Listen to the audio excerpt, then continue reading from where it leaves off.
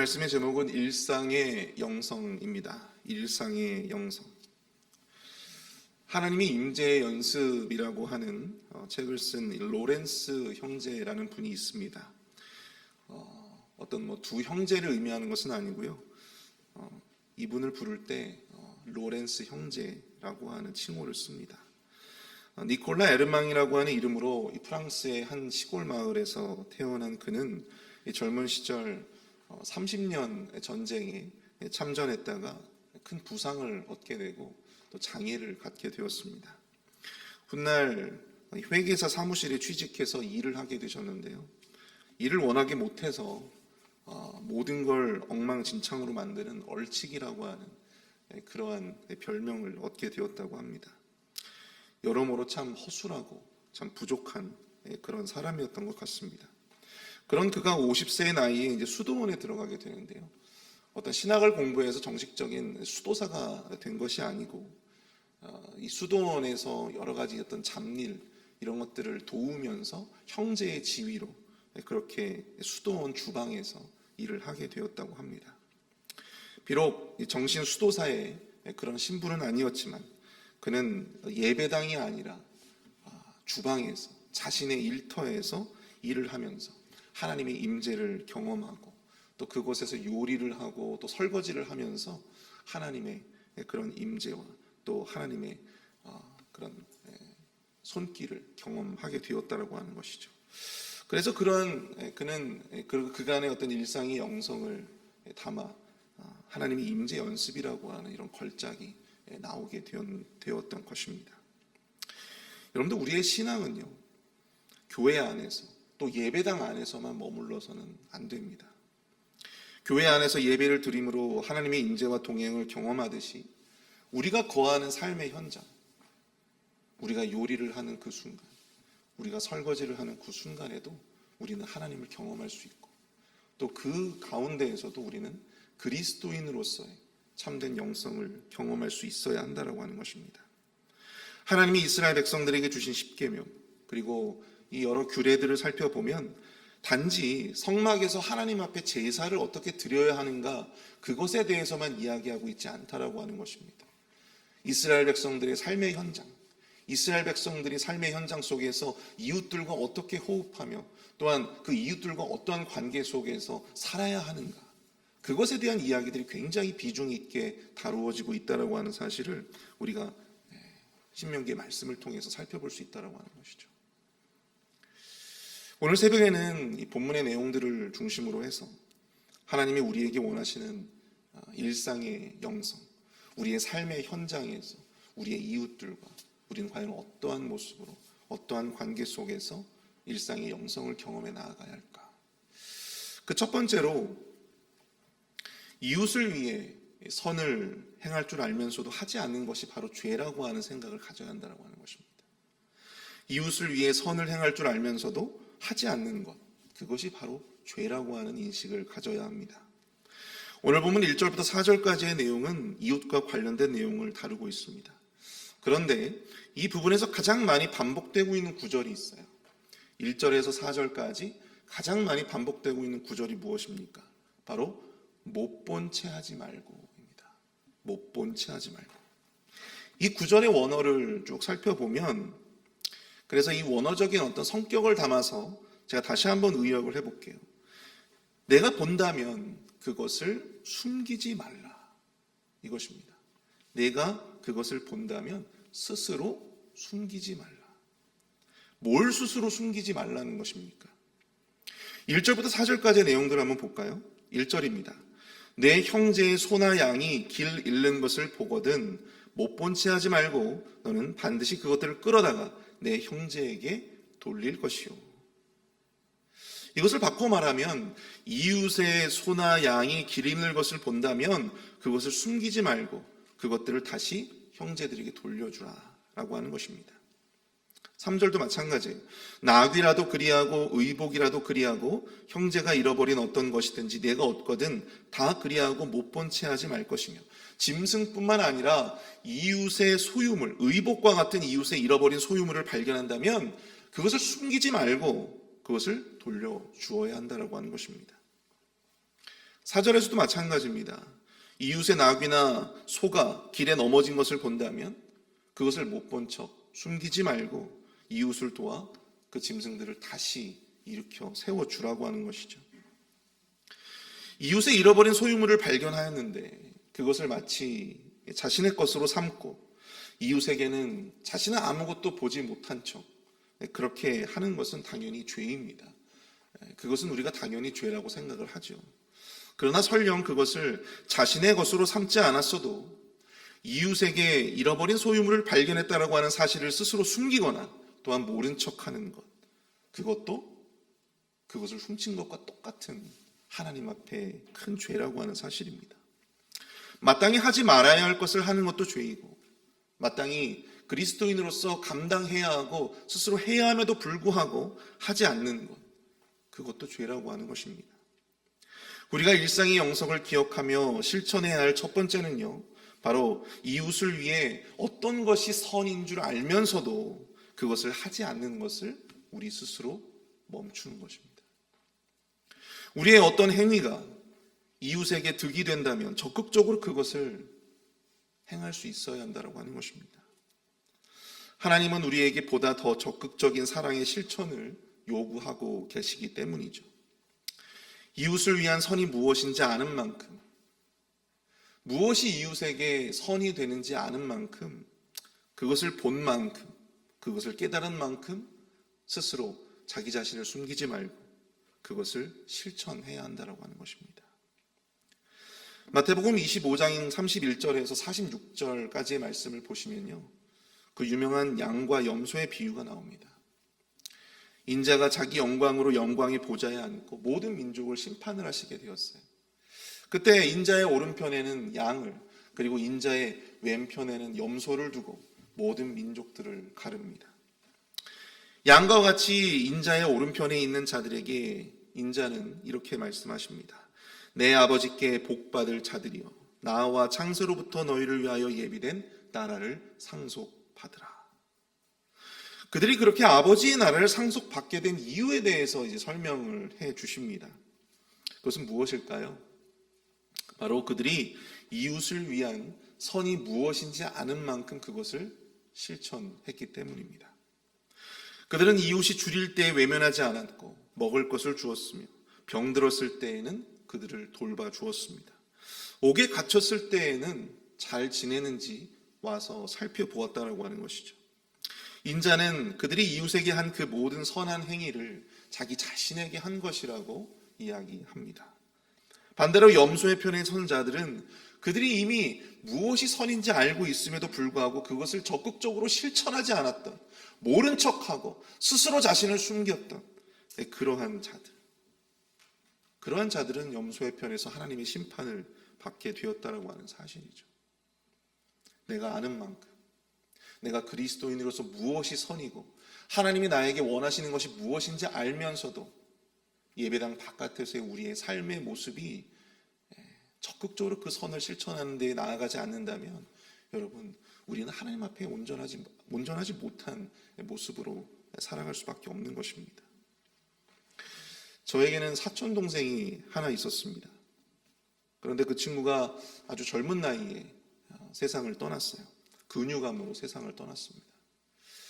그런데 그 친구가 죽으면서 이모와 이모부에게 그런 유언을 했다고 해요.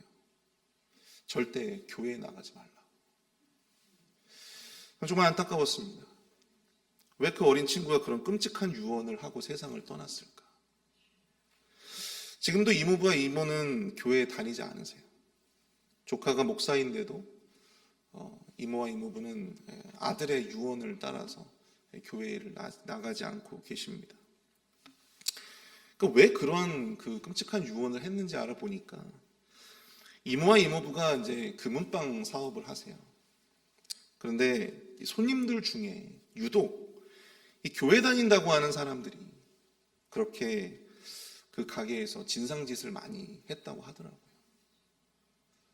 가게 규정상 할 수 없는 일들도 자꾸만 해달라고 조르고 요구하고 안 되면은 막 법적으로 소송한다고 하고. 근데 그것을 아들의 입장에서 가까이 지켜보니까 교회에 다니는 사람들에 대한 적개심이 들 수밖에 없었던 것입니다. 자식이 그렇게 말하고 죽었는데 어떻게 부모가 교회에 나가서 믿음을 가질 수 있겠습니까?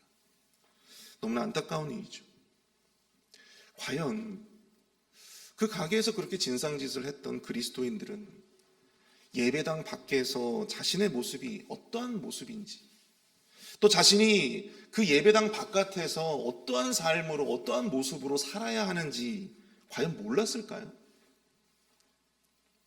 아니면 스스로에게, 이들도 자기 스스로에게 눈을 감아버린 것은 아니었겠습니까?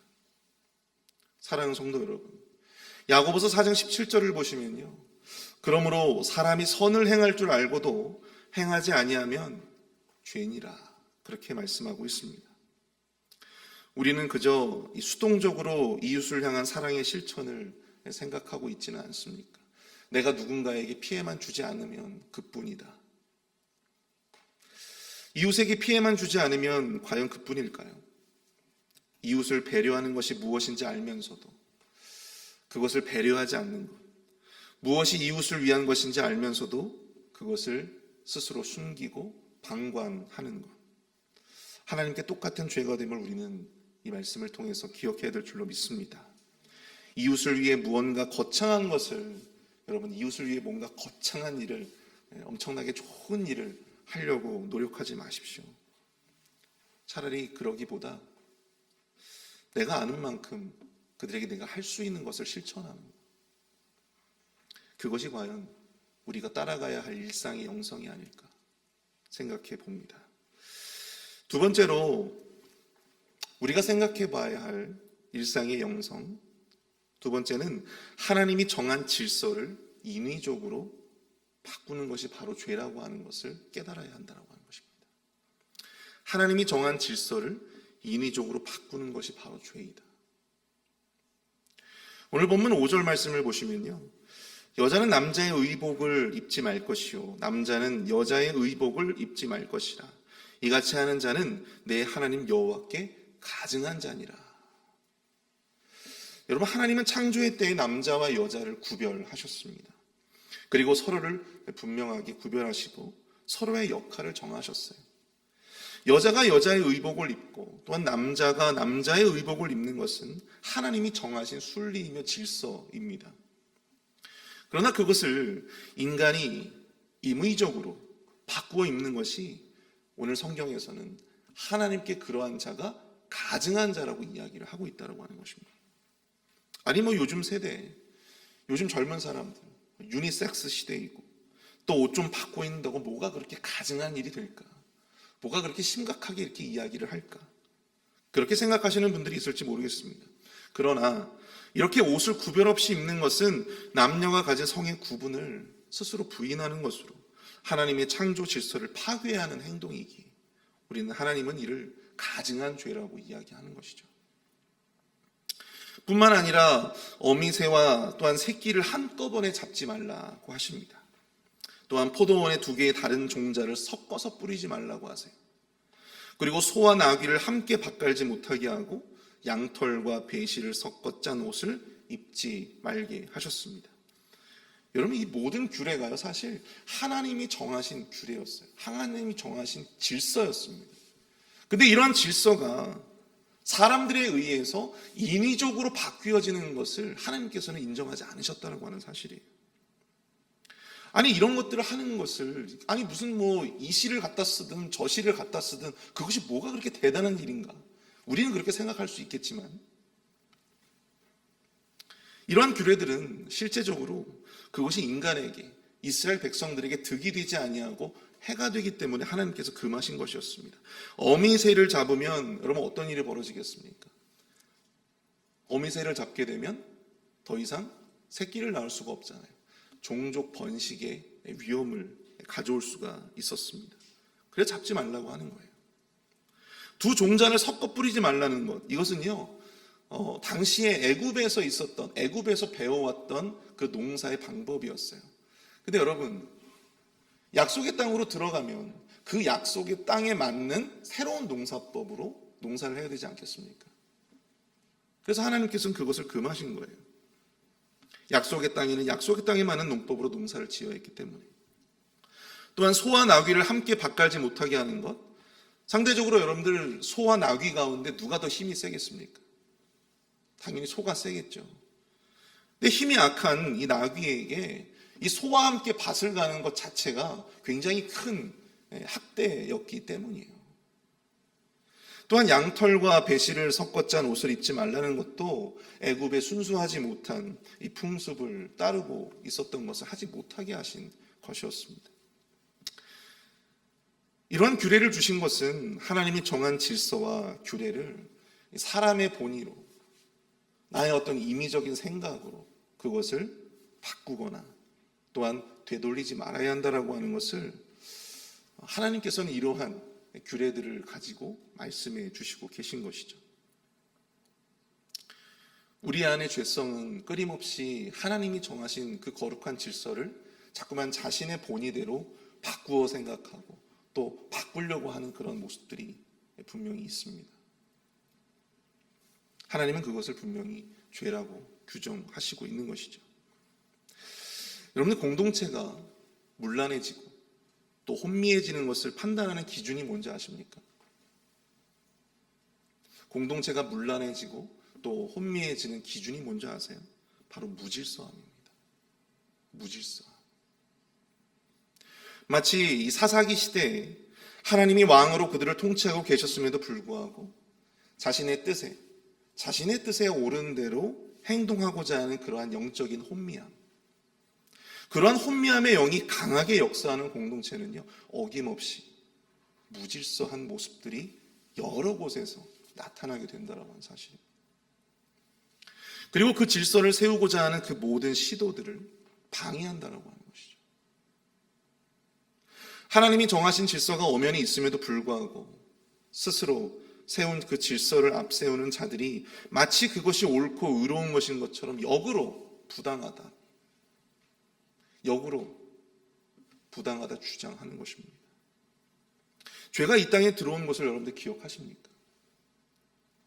바로 하나님이 인간과 세우신 그 질서를 인간이 너무나도 안이하게 자기의 뜻대로, 자기의 생각대로 그것을 깨버렸기 때문이었어요. 그것이 바로 죄의 시작이었습니다. 하나님이 정하신 바를 인간의 편의와 취향에 맞추고자 하는 것, 그것은 하나님이 우리에게 요구하시는 일상의 질서를 깨뜨리는 일입니다. 사랑하는 성도 여러분, 우리가 터득해야 할 일상의 영성은요, 다른 것이 아닙니다. 일상의 영성이라고 하니까 뭔가 대단한 것처럼 우리가 생각할 수 있지만 바로 하나님이 세우신 삶의 질서를 회복하는 일이에요. 그게 바로 일상의 영성을 회복하는 것입니다. 우리의 인위적이고 또한 인본적인 무질서한 신앙을 바로잡고 다시금 우리가 이 말씀 안에서 하나님이 세우신 삶의 질서를 회복하는 일, 바로 그것이 우리가 일상에서 지켜야 할, 우리가 참으로 터득해야 할 일상의 영성이다라고 하는 사실을 우리가 이 말씀을 통해서 기억해야 될 줄로 믿습니다.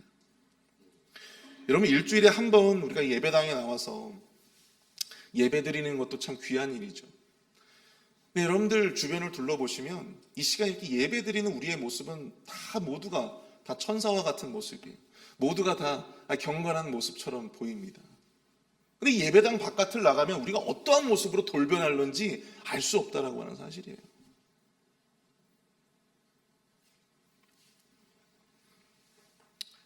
여러분, 우리가 예배당에서 일주일에 한 번 나와서 예배 드린다고 우리의 어떤 일상의 영성이 회복되고 또한 일상의 영성이 없었다가 갑작스럽게 생겨나지 않는다라고 하는 사실입니다.